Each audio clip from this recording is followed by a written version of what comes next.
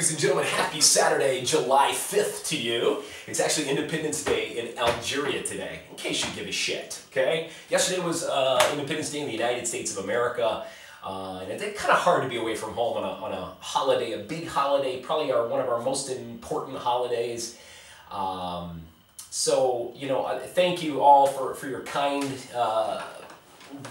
wishes and all that stuff. So anyway, let's get to some Serbian news here again. I did this a couple days ago and everybody enjoys it,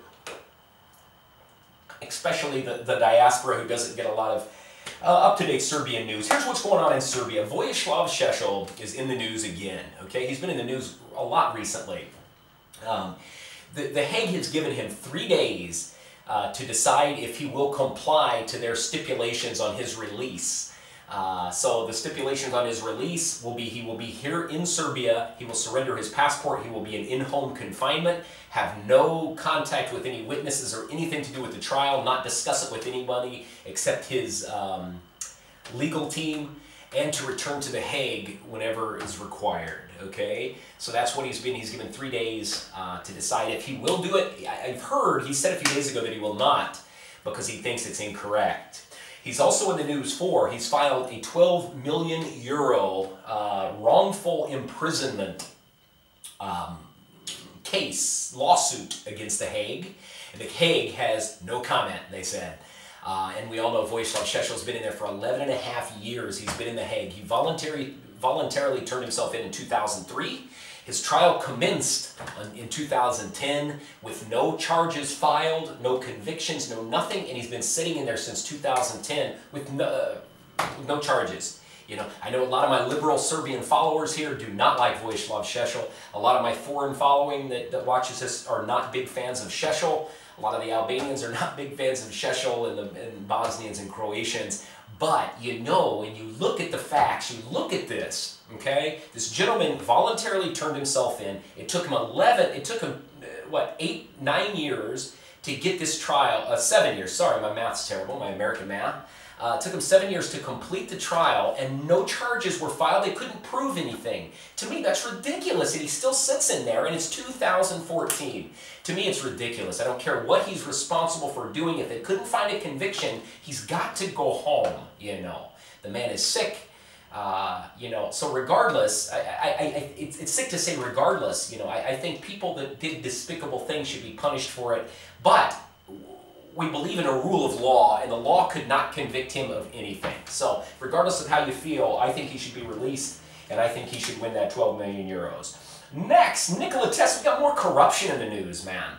You know, one thing you can say about SNS that's in power, Vucic's party, you know, maybe they're just doing it as a little cover to make themselves look good, but they're arresting people here. There's a lot of corruption. The director of Nikola Tesla Airport has been arrested for abuse of authority. It's called abuse of office, I'm sorry. Velimir Radosavljevic, and he's under 48-hour police custody currently while they review the case. Also, arrests at the Belgrade Land Development Public Agency, the director of it, and two committeemen, or 2 members, were arrested for abuse of office. So you've got a lot of this corruption in the news. You know, Vucic just left Germany stating how there's zero tolerance on corruption here. So maybe he's doing something about it. The flood victims. We haven't heard about the flood victims for a while. The flood victims in Obrenovac, the city of Obrenovac, they're staging protests saying that the aid is getting there too slow and they want the help restarting their businesses and getting their homes done. And they've called for the president to step down.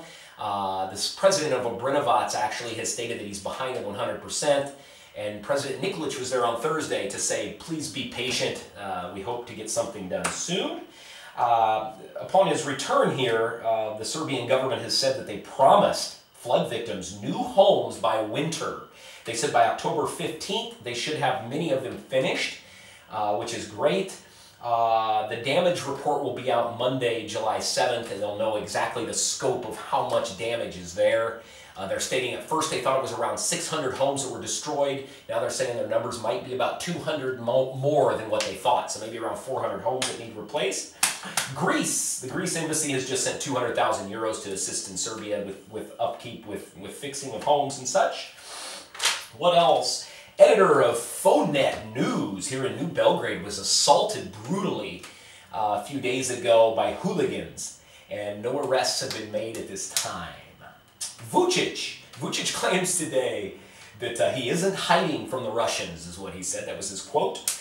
He just completed a visit to Paris. He said he's going to Moscow, I believe, next week, and he stated that he expects to have a good discussion with them. He said Serbia does respect Ukraine's territorial integrity, and he hopes to have a great meeting with the Russians. He said he expects some complaints from Russia because Serbia is in debt 300 million euros to Russia for natural gas. So they hope to maintain good ties with Russia, and I think it's very important that they do. In sports, Djokovic defeated Dimitrov, the Bulgarian, to advance to the finals of Wimbledon, where he will play Federer. He will play Federer again.